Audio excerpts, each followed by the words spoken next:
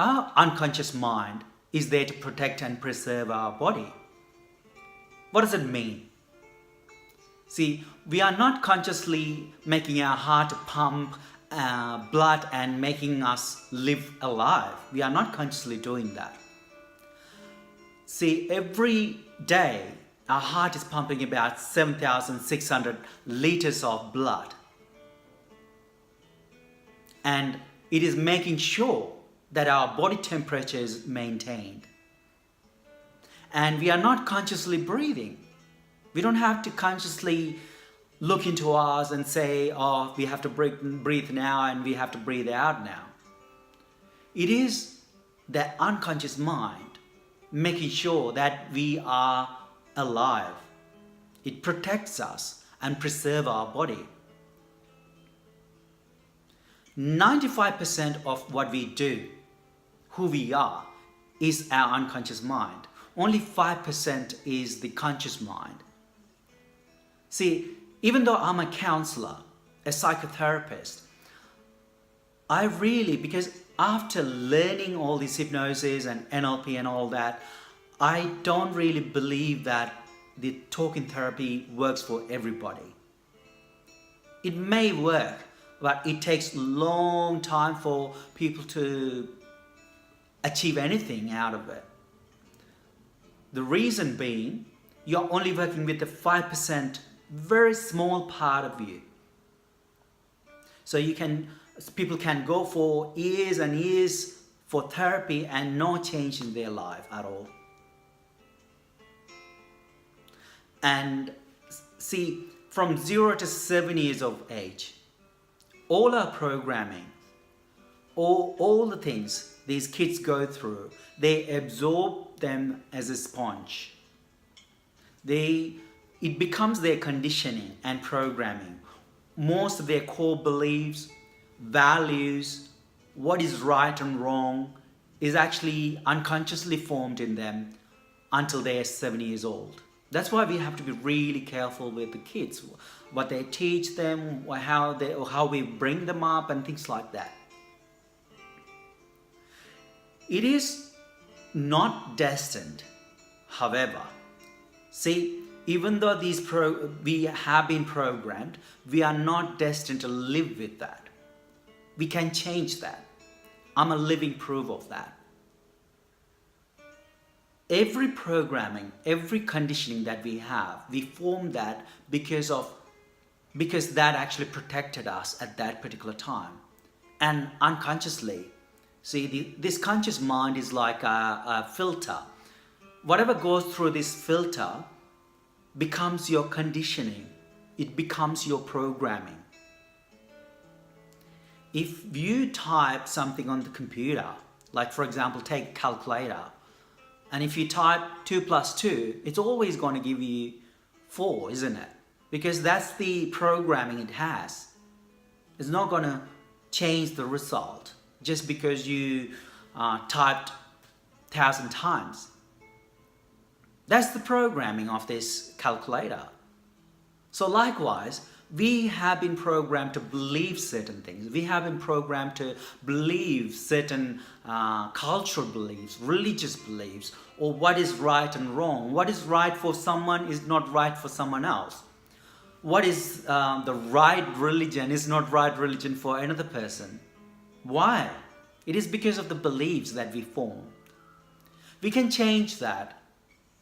And one of the fastest way to change these beliefs and programming and conditioning is hypnosis and neuro-linguistic programming.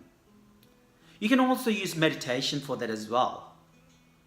But meditation, you need to have focused attention. With neuro-linguistic programming and hypnosis, you don't really have to have this focused attention. So what is happening here? See, you can make these changes just by doing something repeatedly as well. Like repetition makes things becoming part of you.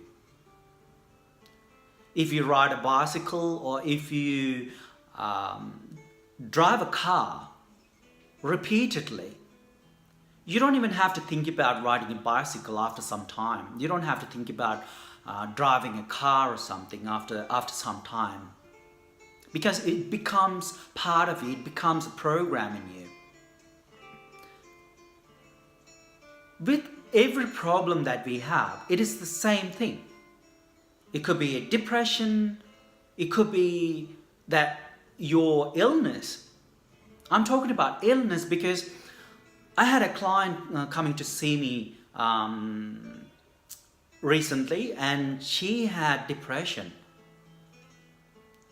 She came to see me for depression, but when I did an assessment with her, I found out that she has lupus and things like that, and I made sure that she sees a doctor and all that. She's already on medication for that.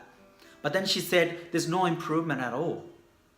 And I remember that I gave a particular technique to one of my friends to use. She had lupus as well. I'm saying had because it was in the past. She had lupus, and all she did was erasing that from her consciousness. There's a particular technique for that. So I told this particular client, you need to talk to your doctor as well, and I'm going to work with your depression and also going to give you these techniques. I want to work with that. I want you to work with that. And her depression's gone totally. And my friend's lupus, there's no trace for lupus. And this is a client that I started seeing her just recently. So I just want to, I will probably update you later on about what's happening with her lupus. But this is not about that. This is about how can you change your consciousness to achieve whatever you want. Have that happiness. Have that peace in your life. How many of you struggle to sleep? I'm also working in another place. I'm working for an Aboriginal organisation. And like a lot of people talk about not being able to sleep at all. Or when they wake up, they feel like they haven't had a good sleep. I almost always have the best sleep. I say that because I'm working with the 95% of myself. I mean to say, I'm working with my unconscious mind. Because I'm not working with the 5% of my mind, that analytical mind, because it doesn't really make any changes for me. And the unconscious mind creates what I want.